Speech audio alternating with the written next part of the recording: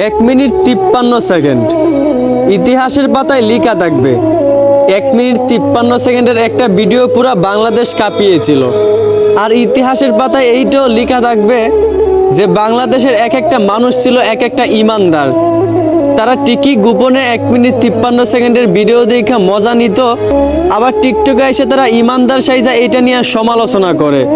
তো আমি বলি কি ভাইয়া, আপনি যে মানুষটি নিয়ে সমালোচনা করেন, আপনি যে এত ভালো, তো আপনি এই 1 মিনিট 53 সেকেন্ডের ভিডিওটা দেখলেন কিভাবে আর মজা নিলেন কিভাবে? লজ্জা লাগে না এইরকম একটা জঘন্য বিষয় নিয়ে লাড়াছাড়া করতে? আমার মনে হয় কি এই বিষয়টা নিয়ে যে পোলাপানটা একটু বেশি লাড়াচাড়া করতেছে, নিঃসন্দেহে তাদের পারিবারিক শিক্ষার অভাব আছে।